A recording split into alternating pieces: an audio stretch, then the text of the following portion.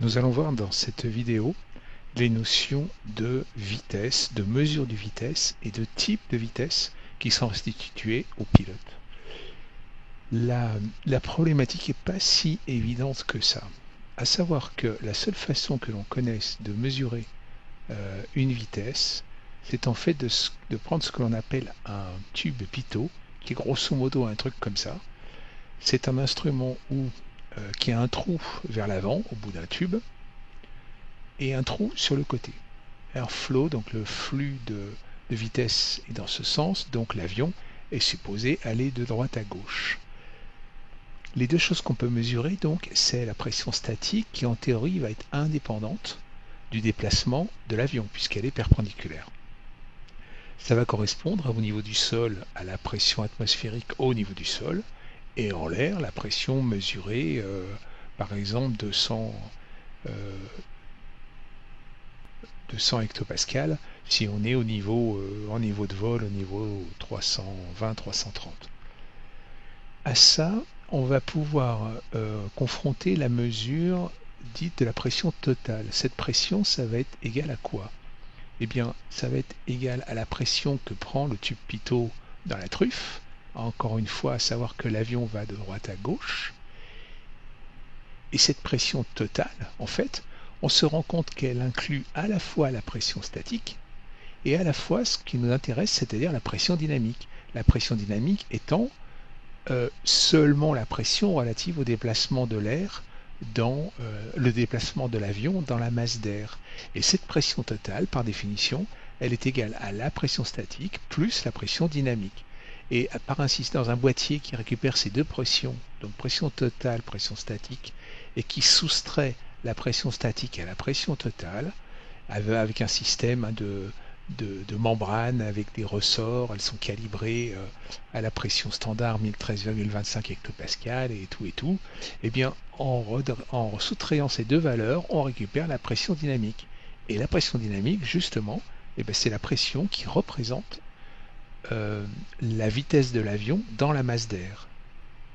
Donc, pour résumer, le tube pitot, qu'on appelle aussi badin sur les petits avions, c'est un instrument qui mesure la pression totale et la pression statique. La pression totale, elle est, comme on l'a dit tout à l'heure, c'est la pression d'impact du flux d'air dû au déplacement de l'avion de la droite vers la gauche. Elle est proportionnelle à l'avancement de l'avion dans la masse d'air et elle est fonction de la vitesse, de la pression, de la température. Et oui, et c'est là où les problème commence, c'est que cette pression-là, on sent bien que plus la température va être élevée, et moins cette pression sera importante. Et vice-versa pour une température froide. Pression pareil, plus on va monter en altitude, et plus la densité des, des particules d'air va être faible, et donc cette pression va être par rapport à la vitesse théorique de déplacement de l'avion dans la masse d'air, cette pression va diminuer. Donc c'est là où les problèmes commencent et on va voir qu'il existe toute une batterie de corrections qui vont nous permettre de nous rapprocher petit à petit, correction après correction, de la vraie pression dynamique qu'on obtient, encore une fois, en faisant PT moins PS égale pression dynamique. C'est cette formule que nous avons ici. Par ailleurs, les lois de la physique nous disent que la pression dynamique, c'est égal à 1 demi de rho V2, V2 en mètres par seconde, et rho surtout, qui est la densité de l'air. Qui dit densité dit pression et température. Et bien effectivement, on retrouve ce qu'on vient juste de voir, que la pression dynamique est fonction de la densité de l'air, donc fonction de la pression où on se trouve et de la température de la masse d'air dans laquelle on se trouve.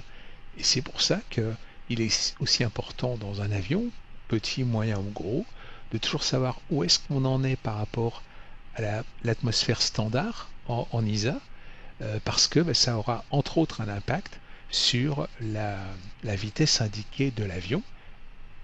Et dans les petits avions, c'est comme cela que l'on corrige la vitesse entre celle qui nous est délivrée brute de décoffrage du pitot et puis celle qui correspond réellement à la vitesse de l'avion là où on est dans la masse d'air. La loi qui définit cette petite formule que nous venons de voir pour la pression dynamique, c'est la loi dite de Bernoulli, qui dit que la pression statique, donc NETPS, ρ c'est la densité de l'air, comme on l'a déjà vu, c'est fonction de la pression là où on est et de la température, et V la vitesse. Et comme la pression totale vaut pression statique plus dynamique, et qu'on a vu que pression dynamique est égale à 1 demi de ρ V2, on a la loi de Bernoulli. Le problème, c'est que la loi de Bernoulli ne s'applique qu'aux fluides incompressibles. Or, dès que l'on se déplace dans une masse d'air à une vitesse grosso modo supérieure à 150 nœuds, on doit utiliser d'autres lois qui nous donnent des vitesses mesurées, je dirais, différemment, et qui nous amènent et qui prennent en compte en fait le nombre de Mach. Le nombre de Mach, en fait, ça va être, cela correspond à la vitesse de l'avion par rapport à la vitesse du son là où on se trouve. Et on verra tout à l'heure que la vitesse du son ne dépend que de la température, de rien d'autre. Donc à tout moment dans ces lois-là, quand on va se déplacer, on va calculer, l'ordinateur de bord va calculer la vitesse du son par rapport à la température là où on est, et va faire une division qui va être la vitesse de l'avion en Mach par rapport à la vitesse, la vitesse de l'avion, on verra comment tout à l'heure, divisé par la vitesse du son, et on obtiendra un nombre de Mach qui va être inférieur à 1 si on a une vitesse, suivant la loi de Saint-Venant, c'est la loi qu'on applique. Si on est en dessous de Mach 1 et au-dessus du Mach 1, c'est cette deuxième loi qui s'applique.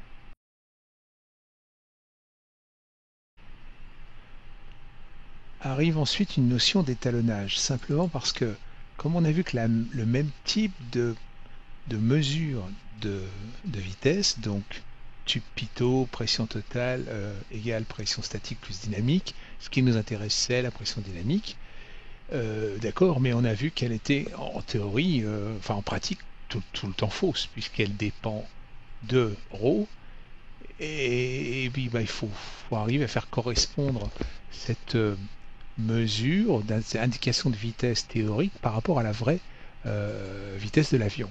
Donc on doit passer par un étalonnage. Cet étalonnage, en fait, il met en relation une des trois lois que nous venons de voir ci-dessus, et elle le traduit,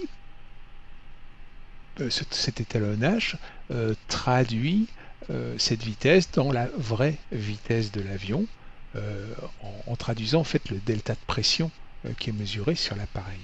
Mais il existe une convention internationale qui définit que les badins sont calibrés en atmosphère standard et au niveau de la mer, à savoir qu'ils sont calibrés à 1013,25 hectopascal, un jour sans vent, avec un θ, donc c'est la température, et θ0 c'est la température de référence, qui est de 15 degrés, sans hygrométrie, et avec une densité ρ, et ρ0 étant la densité de référence, en atmosphère standard de 1,225 kg par mètre cube. Ça nous apporte une autre problématique, c'est que si le ballon est calibré par rapport au niveau de la mer, à 1013,25 hectopascal, qui est la pression atmosphérique standard, eh bien, à partir du moment où l'avion va partir du sol et s'éloigner du sol, on va diminuer en pression atmosphérique mesurée. Donc, voilà une troisième valeur pour laquelle il faudra faire une correction, c'est celle de la pression atmosphérique à l'endroit où on effectue la mesure.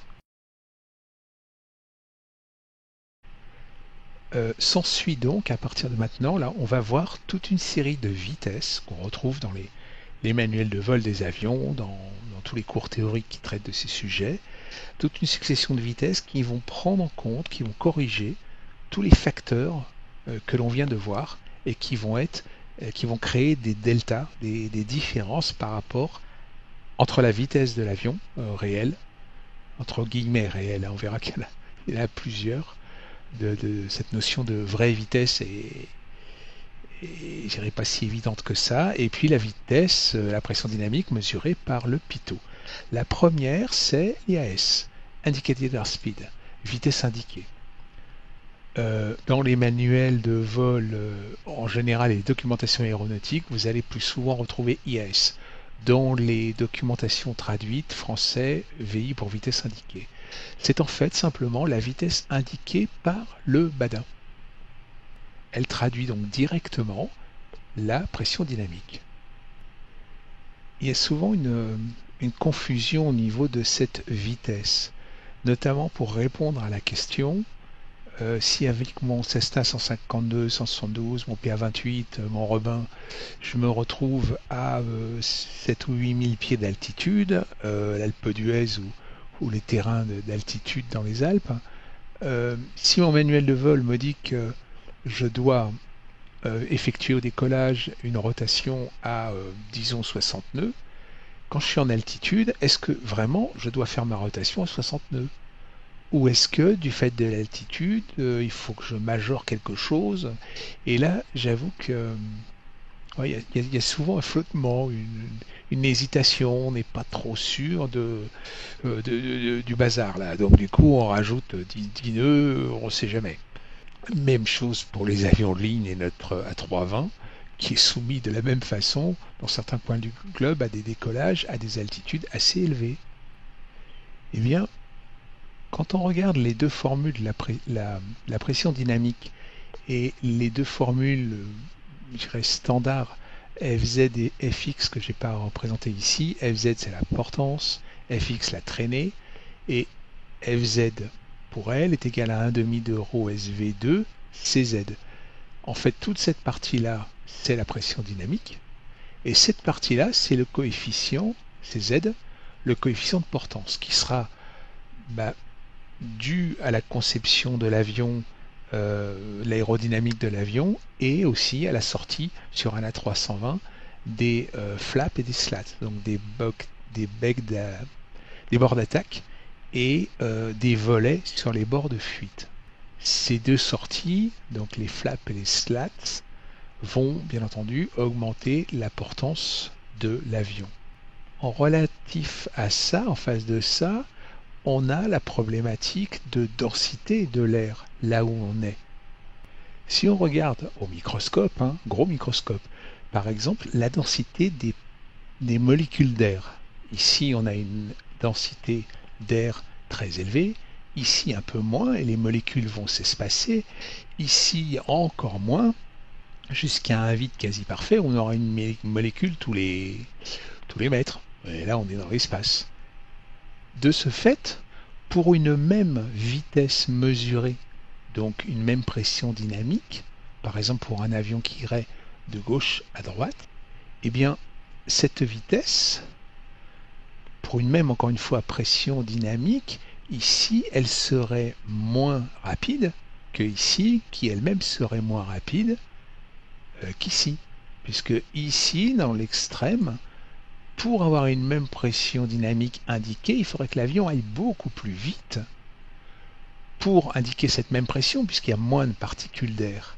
Donc cette pression dynamique-là, pour être équivalente, avec moins de densité, il faudrait avancer beaucoup plus vite, en fonction d'ailleurs du carré de la vitesse.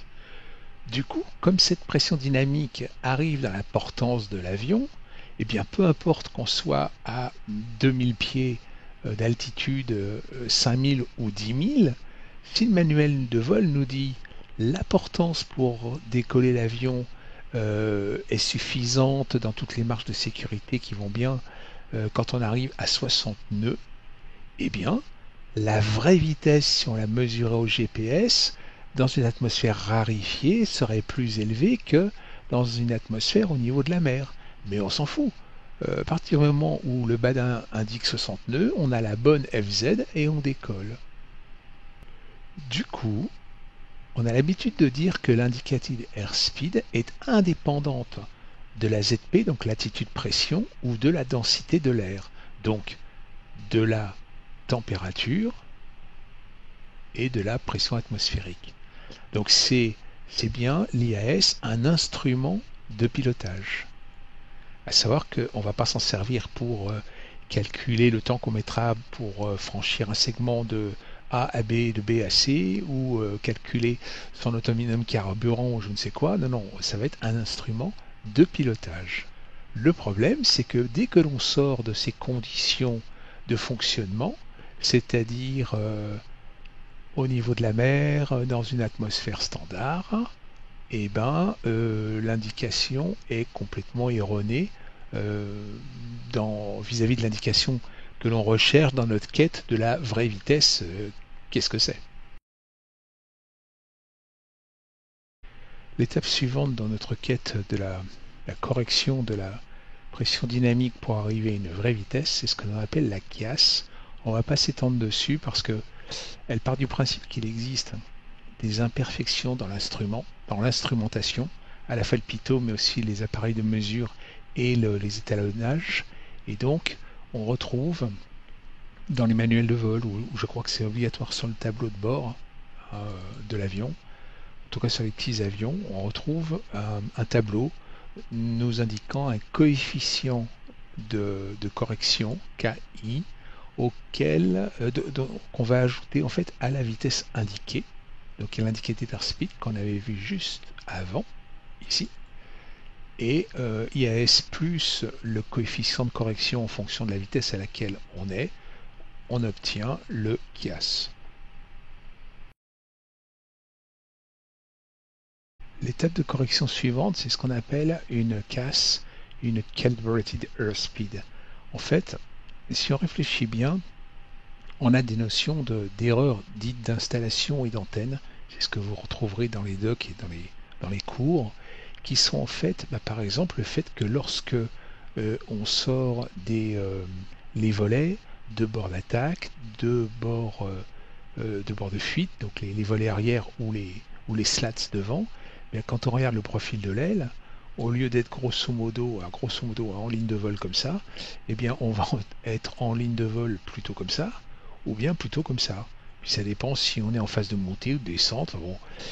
Du coup, notre pitot que l'on voyait tout à l'heure, qui avait cette forme-là, la pression totale était là, la pression statique était prise sur le côté, ben, ce pitot-là, il va se retrouver un peu malmené parce qu'il va se retrouver comme ça ou il va se retrouver comme ça. De la même façon, si on regarde l'avion vu de dessus, oups, de vue de dessus, on a l'avion qui est en train d'avancer comme ça. Si on avance avec un axe de lacet de ce côté-là, si par exemple on met du pied à droite hein, ou du pied à gauche, eh bien la mesure là encore va être complètement erronée. Alors me direz-vous, quel est l'intérêt d'utiliser la casse alors qu'on pourrait utiliser les vitesses qui vont venir après, qui seront plus près de la vraie vitesse? Simplement parce que la casse, donc c'est une vitesse qui est corrigée des problématiques d'installation et d'antenne. Elle a pour référence, toujours depuis le début, PS0, pression atmosphérique au niveau de la mer en atmosphère standard, et ρ 0 de la même façon. Mais elle a un avantage, c'est que par exemple, gérer une montée à casse constant évite les variations de vitesse et donc les effets aérodynamiques qui imposeraient des changements de comportement de l'avion. Et justement, cette casse indique une vitesse aérodynamique. C'est une vitesse de pilotage pour gérer la montée, la descente de l'avion et les décollages. Et si vous regardez dans les manuels de vol la section performance, les perfos sont toujours donnés à l'aide de la casse et non pas de l'IAS. Donc à casse donnée, par exemple une vitesse de décollage donnée à 120 nœuds pour une masse donnée dans une configuration donnée, elle va être donnée en casse. L'avion va toujours décrocher à la même vitesse pour une même configuration à casse constante. On va retrouver ces notions-là vous verrez un petit peu plus bas, mais toujours est-il que dans la 320, ce qu'on peut déjà voir, oups, c'est que sur le Primary Flight Display, la vitesse indiquée ici est donnée non pas en IAS, mais en CAS. Grande nouvelle. Il n'empêche qu'on n'a toujours pas défini notre vraie vitesse. Et là, on s'en approche avec la True Airspeed, vitesse vraie en français. Elle porte bien son nom. En fait, on a besoin depuis le début de la vitesse dite réelle, c'est-à-dire la vitesse de l'avion par rapport à la masse d'air, pour faire du calcul de temps de parcours et le temps pour aller d'un point A à un point B, d'origine à destination, et calculer notamment flight planning, planification du vol, la gestion de la navigation, le temps, donc la consommation, puisque le nerf de la guerre, c'est le carburant, simplement pour éviter, principalement pour éviter que notre avion se transforme en planeur. Ça n'est pas le but. Mais il faut bien faire attention, là on est toujours dans un référentiel qui est la masse d'air dans laquelle on avance, quelle que soit le déplacement de cette masse d'air par rapport au sol. Le référentiel n'est pas le sol, toujours pas. Là, on est dans un référentiel qui est la masse d'air, indépendamment de son déplacement. Toujours est-il que plus on monte, moins l'air est dense parce qu'il y a une diminution de pression, diminution de température, et donc apparition de delta T et delta P. Et on a déjà vu, alors l'IAS, l'indicateur d'airspeed, qui est directement lié à la pression dynamique, et la CAS qui faisait suite à la KIAS, puis la CAS, et ces deux vitesses, KIAS-CAS, qui prenaient en compte un certain nombre d'erreurs d'instruments et d'erreurs de mesure. Donc la CAS, on a dit que c'était un instrument de pilotage parce que elle hérite, je dirais, l'aiguille de l'indicateur de vitesse et fonction du vent relatif, du déplacement de l'avion dans la masse d'air, en héritant des caractéristiques de la masse d'air. Et comme on prenait l'exemple tout à l'heure de décollage en altitude, s'il y a moins de densité d'air, il faudra avancer, à voler plus vite pour avoir la même indication de casse. Donc, instrument de pilotage. Mais vis-à-vis de notre vitesse là, que l'on cherche à calculer maintenant, la true airspeed, on se rend bien compte que plus on monte, plus l'indicateur de vitesse va être complètement faux. Plus on monte, plus l'atmosphère est, je dirais, non standard par rapport au calibrage de l'indicateur de vitesse, sachant que vous vous rappelez la première section sur le calibrage, on indiquait que les badins étaient par définition calibrés au niveau de la mer à 1013,25 hectopascal. Donc pour le pitot et l'indicateur de vitesse, plus l'air est moins dense, donc plus on va haut. Je reprends mon petit schéma avec mes molécules d'air qui s'espacent, moins il va indiquer de vitesse, donc vitesse indiquée, alors que plus l'air est dense, donc plus on sera bas, plus l'air sera dense, plus il y aura une molécule d'air et plus il aura tendance à indiquer une vitesse importante. Et donc la true airspeed, elle est égale à la racine carrée de la densité de l'atmosphère au niveau de la mer, de référence, ρ0, divisé par ρ là où on est, là où on fait la mesure en l'air, en altitude, multiplié par la casse. Et ρ0, pour rappel, c'est 1,225 kg par mètre cube. Eh bien, regardons un petit tableau d'exercice pour mettre ça en mouvement. En altitude, pression, on est au niveau de la mer, 0 degré. On est en atmos standard. On est avec une pression température standard, pression standard, densité ρ qui est standard. Imaginons que la casse soit de 100 nœuds. Et bien dans ce cas-là, on aura une true airspeed de 100 nœuds. Simplement parce que la true airspeed n'a pas besoin d'appliquer de correction due au delta T puisqu'on est en atmosphère standard, au delta P puisqu'on est en atmosphère standard, ρ pareil, et que comment dire, et qu'on est au niveau de la mer, donc CAS égale true airspeed. Et je vous propose d'utiliser un outil qui est proposé par Hervé Sorz. Vous avez son email et le site à partir duquel on peut télécharger cet outil, Adacalc, et qui vous permet un certain nombre de calculs aéronautiques. Ici, j'ai pris la section Speed Calculations. Donc, j'ai rentré le fait que je lui saisissais, je mettais en input une calibrated airspeed de 100 nœuds, une altitude pression de 0, on est au niveau de la mer, un delta ISA en température, donc un écart par rapport à l'atmosphère standard de 0, et il me dit que la true airspeed est de 100 nœuds. Bon, très bien, c'est ce qu'on a trouvé. Avant d'attaquer la deuxième ligne, je vais vous donner les façons de corriger de manière grossière et rapide les valeurs entre la calibrated airspeed et la true airspeed. Grosso modo, à chaque fois qu'on augmente de 600 pieds notre altitude, on ajoute 1% à la calibrated airspeed. Donc une altitude de 6000 pieds, on ajoute 10%. Ça c'est fastoche parce que en petit avion de loisirs, d'aéroclub, on est souvent dans des altitudes en croisière aux alentours de 5-6 000 pieds jusqu'à 8-10 000 pieds. Bon, une référence c'est celle-là, 6 000 pieds, 10%.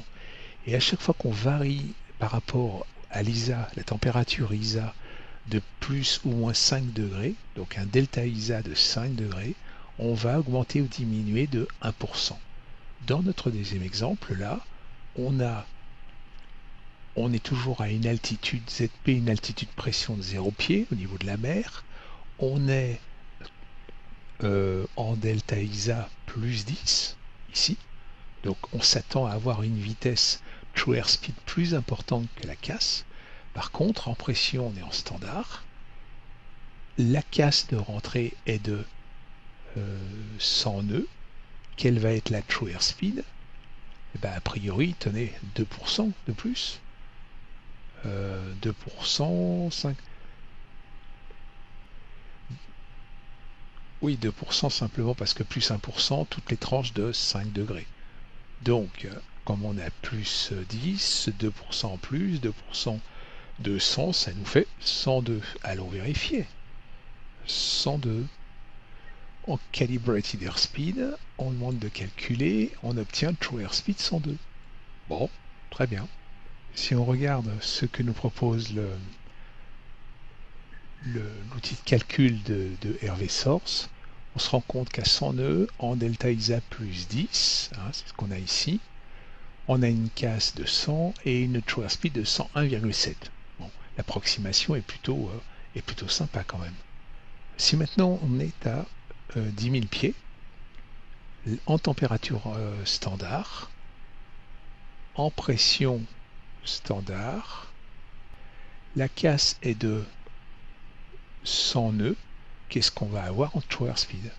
On retourne à notre outil de calcul, une CAS de 100 nœuds, une pressure altitude de 10 000 pieds, on est en delta ISA 0, on a une true airspeed de 116. Si maintenant on est toujours à 10 000 pieds, mais on n'est plus en atmosphère standard d'un point de vue température, mais à plus 10 degrés Celsius par rapport à l'atmos standard. Dans ce cas, on va avoir a priori une true airspeed de 118 nœuds, ça fait déjà 20% de plus. C'est plus négligeable hein, quand il s'agit de calculer un temps de parcours prévu sur 50 ou 100 nautiques restants. Là, je prends des références sur des petits avions. Eh bien, retournons à notre instrument de calcul, la calibrated airspeed de 100 nœuds, pressure altitude de 10 000 pieds, flight level 100, un delta ISA de plus 10 et on se retrouve bien avec un true airspeed de 118, quelque chose. Et bien là, regardez ce qui va se passer. On a vu jusqu'à maintenant à quoi correspondait la CAS, à quoi correspondait la true airspeed. Ne tenez pas compte pour l'instant du reste. On a un graphe ici avec l'altitude et les niveaux de vol 100, 200, 300, 400 représentés. En axe X vers la droite, la true airspeed avec des vitesses de 150 nœuds, 200, etc. Si on monte à CAS constant, disons 200 nœuds. Casse constant, par définition, je prends 200 nœuds, je monte à valeur de casse constant 200 nœuds. Mais au fur et à mesure que je monte, je vais m'éloigner de la calibration de base de mon indicateur de vitesse. Simplement, sans parler des delta ISA en température, mais en parlant ne serait-ce que de l'altitude, forcément la pression atmosphérique va diminuer. En atmos standard, au niveau de la mer, on a 1013 hectopascales. Au niveau 320-330, on a 200 hectopascales. C'est quand même plus grand chose. Donc plus on va monter, par exemple, encore une fois 200 nœuds en casse, et plus la true airspeed va augmenter, mais à casse constant. C'est là tout l'intérêt de ces deux valeurs, d'avoir ces deux valeurs-là. Et on verra qu'en plus, tout ça a un impact sur le nombre de Mach et le pilotage de l'avion. Pour revenir à ces profils, vous voyez qu'il y a deux valeurs de casse que j'ai surlignées en jaune, 250 jusqu'au niveau 100 et le 300 jusqu'à une notion qu'on verra un petit peu plus tard. Et bien quand vous prenez les manuels de vol, le Manex, le manuel compagnie de l'avion et aussi le manuel de vol forcément d'Airbus, et quand on prend SimBrief qui est l'outil qui nous permet de générer nos plans de vol opérationnels, dans la partie Advanced Aircraft Options, on a une notion de Cruise Profile et juste avant Climb Profile. Et là, on voit que le profil de montée de cet avion est 250 nœuds, 300 nœuds et Mach 0,78 qu'on verra juste après. Eh bien, regardez, 250 nœuds à monter à casse constant jusqu'au flight level 100. Ça, c'est la réglementation internationale OACI qui nous l'impose. Et puis, cette cassure-là n'a bien entendu pas de raison d'être. C'est par facilité sur le diagramme que j'ai représenté ça. Et à partir du niveau 100, on accélère à la vitesse à 300, non pas d'indicateur d'airspeed, mais de calibrated airspeed. Pour la raison qu'on a vue tout à l'heure, c'est-à-dire que comme c'est un instrument de pilotage, non, une vitesse de pilotage, monter à casse constant, ça nous permet d'éviter de changer la configuration de l'avion. Et pour même conf, par exemple une conf 1, conf 2 ou une fois en lice, eh ben on monte à casse constant sans reconfigurer l'avion, sachant que la true airspeed, elle va augmenter. Même chose pour la descente de l'avion, on va dégringoler, alors peu importe la vitesse en Mach, ensuite à 300 pieds jusqu'au niveau 100 et à 250 pieds en dessous du niveau 100. Là encore, ce sont des vitesses casse. Retournons jouer avec SimBrief. Là, je lui ai fait sortir un plan de vol opérationnel. Peu importe, il allait d'Orly à Calvi, je crois. Mais peu importe. Dans la colonne ici, vous avez le flight level. Ici, on a la true airspeed. On a l'outside air temperature et la temperature deviation, c'est-à-dire le delta ISA en température. Est-ce qu'on est plus chaud, plus froid que l'ISA? Eh bien, comme on sait que l'on va monter du sol au niveau 100 à casse constant à 250 nœuds, et que là, le plan de vol opérationnel nous dit qu'en passant 6100 pieds, on aura une température extérieure de 8 avec un delta ISA plus 5. Si on rentre ça dans l'outil de l'ami Hervé Source, on rentre une casse, fort à parier qu'on sera au niveau à 250 nœuds, au passage du 6100 pieds qu'on a là, en étant ISA plus 5 qu'on a là, et bien lui, son outil nous dit qu'on sera à une true airspeed de 275 nœuds. Bon, là, en l'occurrence, pour la montée, le plan de vol opérationnel SimBrief ne nous indique pas la true airspeed. Il attend d'être au top of climb pour indiquer une true airspeed. Mais peu importe. L'idée est ici. Si maintenant on prend une valeur plus élevée, en se disant qu'en passant 132, on n'aura pas eu le temps d'accélérer à 300 nœuds, qui est, je vous le rappelle, notre casse constante du flight level 100 jusqu'à beaucoup plus haut. Je vous dévoile un peu la suite. On sait qu'au-dessus de 300, en continuant à monter 300 nœuds plus haut, on va à un moment donné calculer notre vitesse en nombre de Mach. Et on va monter à Mach 0,78. Ce sont les perfos de cet avion. Ben, on peut déjà aller voir Mach number, pardon, ah merde, Mach number, on va voir jusqu'où, voilà, on monte au Mach 0,118, bah, l'étape d'avant 0,110, on sait qu'on va être à 300 nœuds, à casse constant 300 nœuds. Et bien ici on sera au niveau, enfin à 22 000, au niveau de 126, pardon, avec une température extérieure de moins 21, mais surtout on sera en plus 9 de delta ISA. Et bien rentrons ça dans son outil, casse. On est à 300 nœuds, en tous les cas fort à parier, on est obligé de deviner un peu là. À 22 600 pieds, on est en delta ISA plus 9 qu'on retrouve ici. La temp extérieure, à la limite, elle nous intéresse moins que le delta ISA calculé directement. Eh bien, lui il nous dit qu'en true airspeed, on sera à 423 nœuds. Donc 423 nœuds.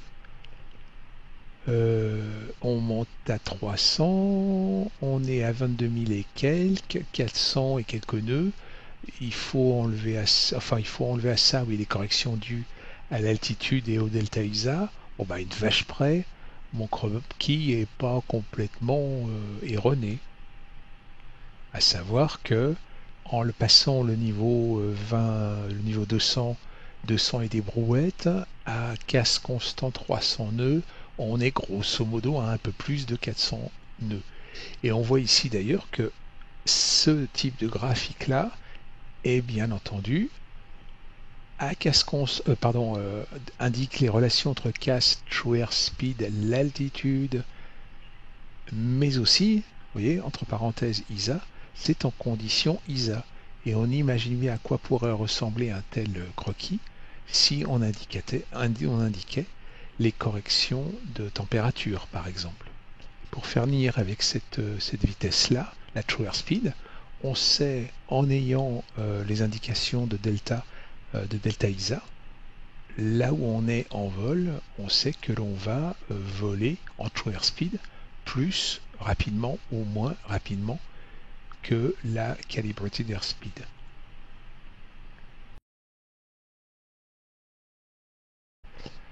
Regardons maintenant ce qu'on appelle la ground speed, la vitesse sol. Comme on s'en doute, le référentiel devient là le sol et non plus la masse d'air dans laquelle on vole. Sachant que si l'avion vole, dans ce sens-là, donc au 0,90, admettons, avec un cap au 0,90 et qu'on a un vent de 10 nœuds dans ce sens-là et qu'on vole nous à 200 nœuds, 200 nœuds, et bien notre vitesse sol sera de 200 moins 10 nœuds, à savoir 190 nœuds. Inverse, si on a du vent dans le dos de 10 nœuds, on aura une vitesse sol de 210 nœuds. Et si on a de la dérive due à du vent plein travers de la gauche ou de la droite, on comprend bien que notre avion, avec un vent par exemple dans notre plein 3 heures, en allant vers là, eh bien notre route sol va avoir tendance à dériver de ce côté. On utilise des formules trigonométriques assez simples qui permettent toujours pareil rapidement d'avoir un résultat approximatif suffisamment précis pour nous. Mais comme on a le fameux outil, le fabuleux outil qu'on a déjà vu tout à l'heure, Adacalc, eh ben on va l'utiliser. Pour cela, j'avais enregistré une séquence de vol sur laquelle on voyait certains trucs intéressants. Ici, on a mis un cap, donc sélectionné ici sur le FCU, un cap au 150 quelque chose, hein. Le 155 est là, donc 152, 153. Le losange vert, c'est la route vraie, la route sol que l'on indique, que l'on suit.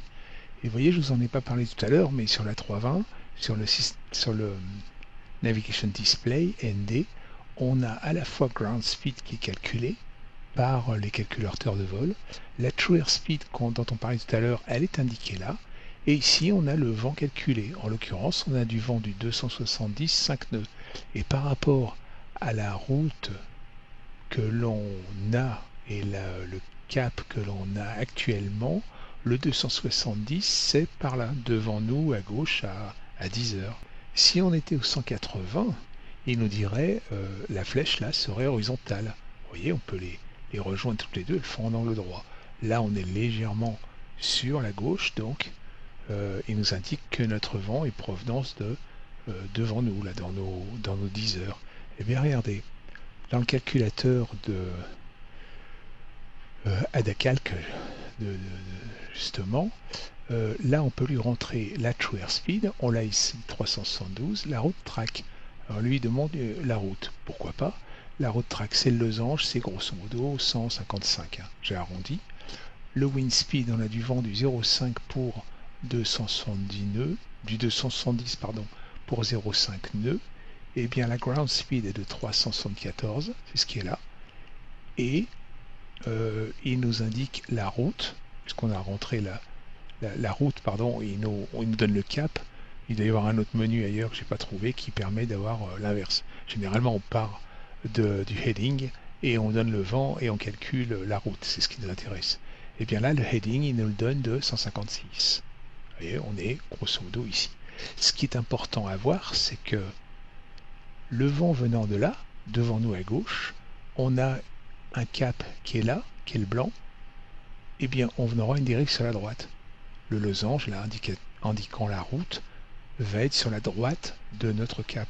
C'est ce genre de gymnastique-là qu'il faut intégrer. Donc pour résumer, la ground speed, et notamment on a traité en même temps les dérives éventuelles, sont fonction de la true airspeed corrigée de la provenance du vent et de la vitesse du vent.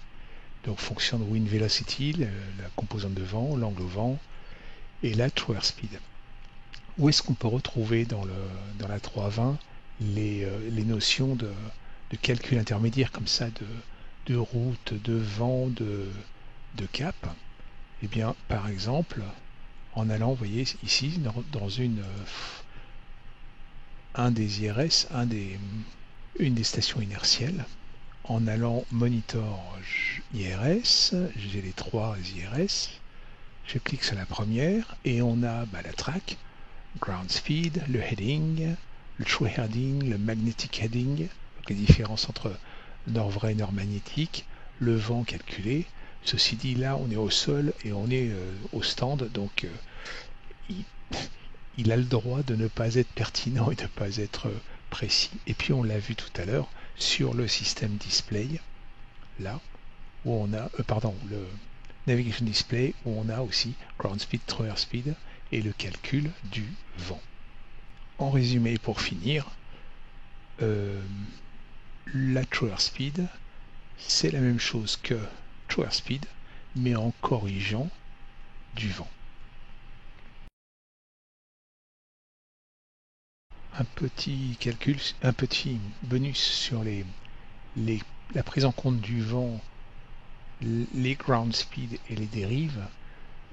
Le plan de vol opérationnel qu'on a utilisé déjà tout à l'heure nous donne un exemple assez intéressant. On est arrivé ici au niveau de vol 390. Notre route magnétique, initial magnetic route, est au 129. Il faut savoir qu'à partir du moment où l'on est à des latitudes élevées, et typiquement au-dessus du 73 degrés de latitude nord, ou bien en dessous du 60 de latitude sud, eh bien le Navigation Display nous indique non plus des routes magnétiques ou des caps magnétiques, par exemple celui que l'on sélectionne sur le FCU, mais des routes vraies. Simplement parce qu'il y a un tel écart de déclinaison magnétique qu'on se repère à des routes vraies et non plus magnétiques. Donc ici, on a une route magnétique initiale au 139 et on a du vent du 237 pour 55 nœuds. Alors allons-y. Une route 129, c'est quasiment, on va se mettre là, quasiment le 130. Bon, 130 c'est un peu après le 0,90. Donc on va être, on va dire, par là. Hop, pardon. Loupé. Je recommence. On va être quasiment par là. Au-delà du 120. Donc ça c'est notre route magnétique. Et on a du vent du 237 pour 55 nœuds. Ça commence à faire déjà. Et bien là on a le 270. Donc le 237, on va dire que c'est à peu près par là. En fait, pourquoi j'ai fait ce trait un peu plus loin que la perpendiculaire de celui-là? Mais parce qu'en fait, une valeur d'angle de 129 ajoutée à 90 degrés, ça nous donne 219. Et là, on a un angle un peu plus important, à savoir 237 au 219. Donc on aura une composante de vent légère, mais elle existera. Donc on s'en va avec une route au 129. On a du vent du 237 pour 55 nœuds. Notre true airspeed est 454 nœuds. Mais on retourne dans l'outil de calcul. True airspeed 454 nœuds. Comme on l'a vu tout à l'heure, c'est bien la true airspeed qu'on va utiliser pour faire des calculs de temps de parcours entre deux points. La route track, c'est-à-dire la route, en l'occurrence magnétique en degrés 129. La route, le wind direction magnétique aussi, hein, si on raisonne avec le vent en magnétique, on raisonne avec la route en magnétique. Donc au 237 pour 55 nœuds, 237, 55 nœuds, qu'est-ce qu'il nous donne? Il nous donne une ground speed de 468 nœuds. Et bien regardez, on a pas mal, hein. L'Operating Flight Plan de SimBrief nous trouve 467 nœuds. On va quand même pas chipoter pour 468. Et le heading à prendre sera au 136. Et ça c'est intéressant parce que, encore une fois, il faut bien vous savez, le fameux situation awareness, toujours être conscient de ce qu'on est en train de faire et de la situation de l'avion en 3D. On va ici, on a du vent qui souffle en travers là, mais qui est une légère composante arrière. Ben, normalement, notre ground speed va être supérieur à la true airspeed. Est-ce que c'est le cas?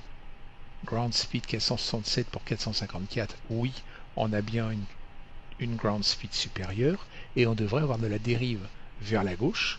Donc pour compenser et anticiper cette dérive, on va ouvrir d'un angle que cet outil nous calcule, mais cet angle devrait nous donner un heading plus à droite, donc supérieur à 129. Et qu'est-ce qu'il nous donne? Aircraft Heading 136. Eh bien c'est tout bon. Et on voit notamment comment jouer avec une partie des valeurs de l'Operating Flight Plan de SimBrief.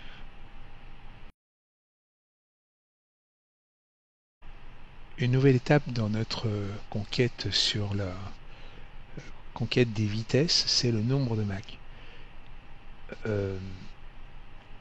Il faut savoir que les écoulements aérodynamiques sur un objet, notamment la structure de l'avion et notamment les ailes, les gouvernes de direction, de profondeur, devient totalement différent quand on s'approche de la vitesse du son.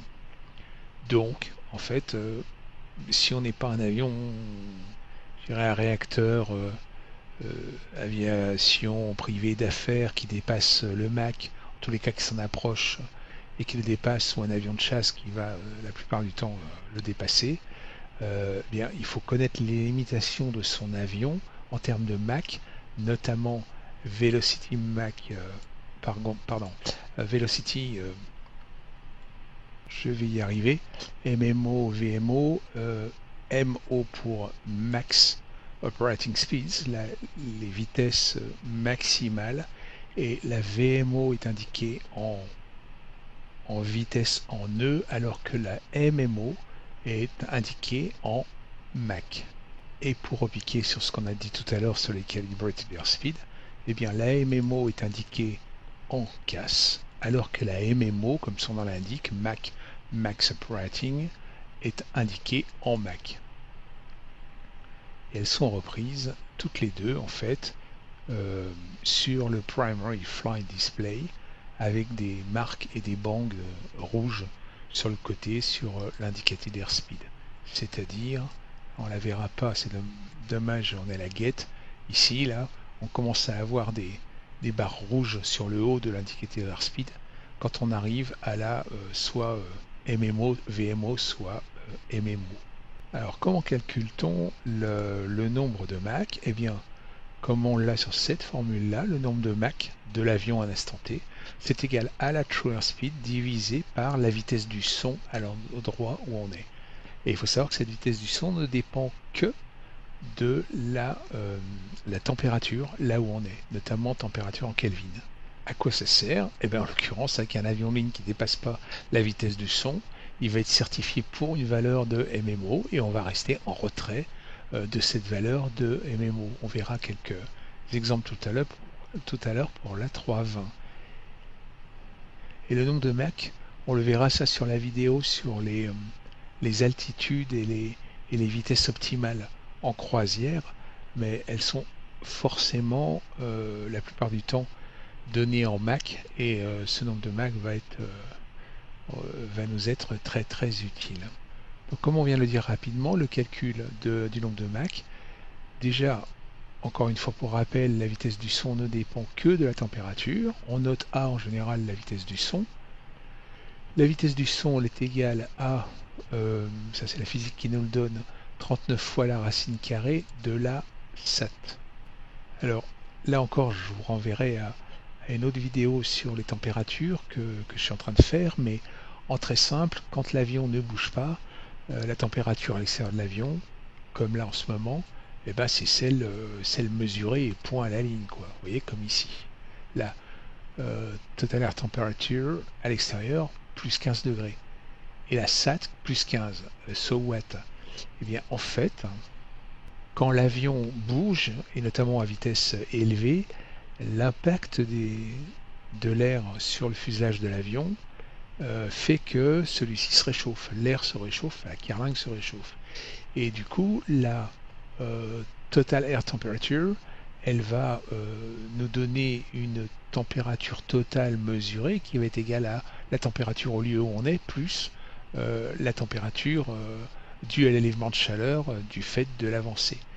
Et par exemple, ça va nous intéresser dans les problématiques de climatisation, de givrage de certaines parties de l'avion. Et par exemple, s'il fait moins 50, moins 55 degrés dehors, à une vitesse de Mach 0,07 et quelques, eh bien on aura une température là, une total air température de quelque chose comme 20, moins 30 degrés seulement. Et par le calcul, par un certain nombre de calculs, l'ordinateur de bord calcule la static air temperature. C'est une température qui n'est pas mesurée, qui n'est pas, oui, mesurée, mais qui est calculée par rapport à la totale air température, l'altitude à laquelle on est, etc.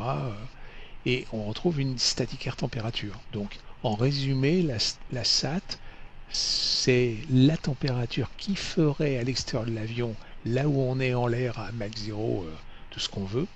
C'est la température qui, a priori, par le calcul, fait à l'extérieur de l'avion si on pouvait la mesurer. Donc la SAT dont on vient de parler, elle doit être prise en Kelvin, en degrés Kelvin. Il faut savoir que 0 degré Kelvin, c'est la température minimale que l'on peut atteindre dans le monde que l'on connaît, donc c'est le zéro absolu. Donc 0 degré Celsius, je vais corriger, j'en profite, est égal à 273 Kelvin. Eh bien écoutez, on va se jeter sur un exemple. On va avoir du concret.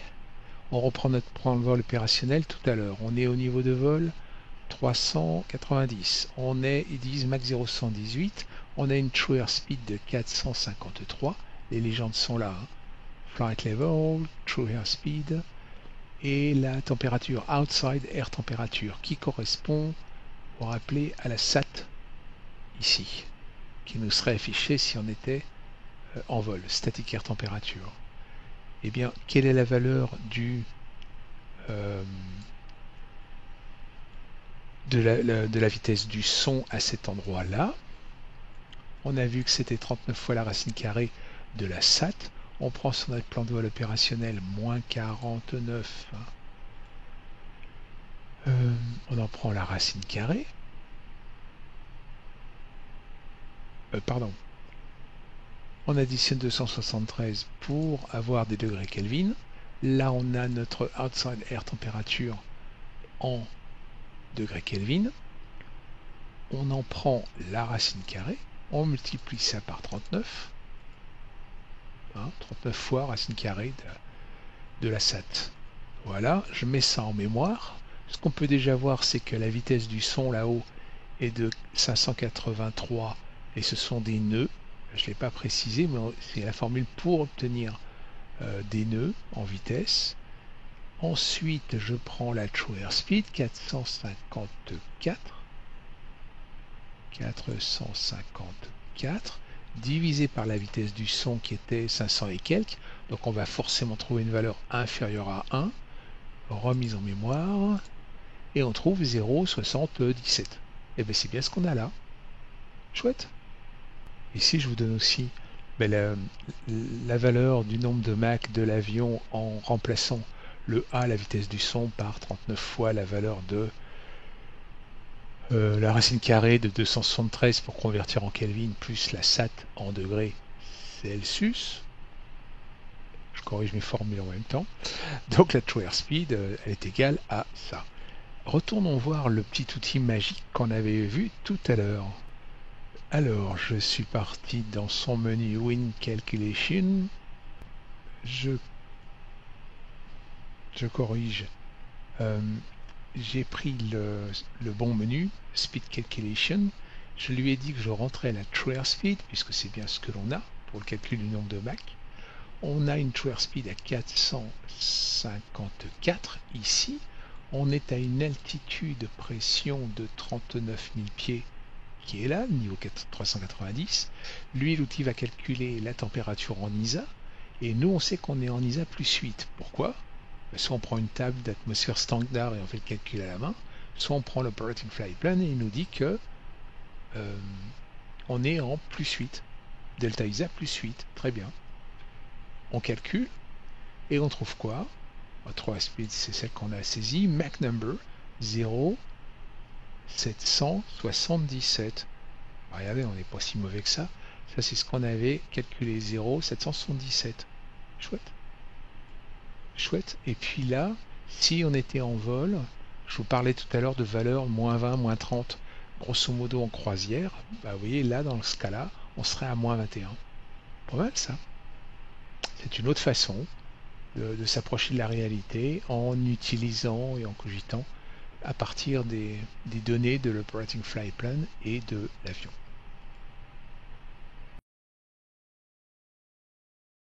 Avant d'aller plus loin, il faut qu'on qu'on fasse un petit passage sur la structure, alors grosso modo de l'atmosphère. On a le sol qui est là, on va dire qu'il est plat. Ici j'ai mon altitude. Et en fait, ici, on peut dire qu'on a, l'échelle n'est pas respectée, hein. On a ce qu'on appelle la tropopause.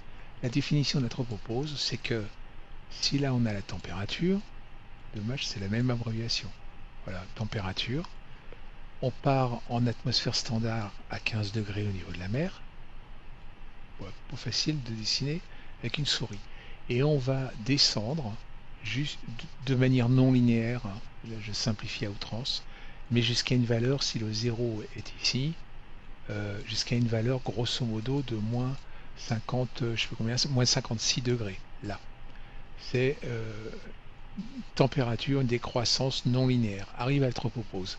Et la définition de la tropopause, c'est que justement à partir de la tropopause, la température ne descend plus. On arrive à une isothermie jusqu'à la stratopause qui est ici, hop, et à partir de laquelle la température va augmenter de nouveau. Donc, La partie du sol à la tropopause, c'est ce qu'on appelle la troposphère. Elle est là. La partie de la tropopause à la stratopause, c'est la stratosphère. En atmosphère standard, il faut savoir à la tropopause et au-dessus, donc dans la stratosphère, on a une isothermie à moins 56 degrés Celsius en atmosphère standard, encore une fois, et on verra que pour des raisons de performance, alors de vitesse optimale, d'altitude optimale, là je vous reporte à ma vidéo sur ces thématiques, eh bien on a toujours intérêt à aller voler vers cette tropopause. On verra comment et pourquoi. Pour avoir quelques ordres d'idées, on a vu qu'en atmosphère standard, au niveau de la mer, il faisait 15 degrés Celsius et que la vitesse du son est de 660 nœuds au niveau de la mer. À la tropopause, en atmos standard, elle est plus que de 573 degrés. Donc nœuds. Donc on peut s'attendre à ce que à une casse constante, on l'a vu un petit peu tout à l'heure, monter à casse constante, eh bien, plus on monte, plus la température diminue, plus on s'approche de la tropopause, qui est, encore une fois, par définition, la température minimale. Et il va y avoir un moment où, si, admettons, la vitesse de l'avion a un maxi operating, un MMO de, je ne sais pas, 0, Mach 0,8, eh bien, on va rencontrer le Mach 0,8 du fait de la température, et on va être obligé, pour rester à Mach 0,8, de diminuer notre vitesse. Ça paraît étonnant, mais c'est bien ce qui se passe. Et pour anticiper sur la section suivante, une synthèse, une première synthèse à Mach constant. Si on augmente notre altitude, donc ZP, altitude pression augmente, eh bien la température va forcément diminuer. On met de côté les inversions de température dans les basses couches. Bon, on reste en atmosphère standard. Donc la tempé diminue et pour rester à Mach constant, la true airspeed doit diminuer. À l'inverse, à Mach constant, enfin non, autre problématique, à Mach constant, si l'altitude pression augmente et la température est constante, alors la true airspeed sera constante.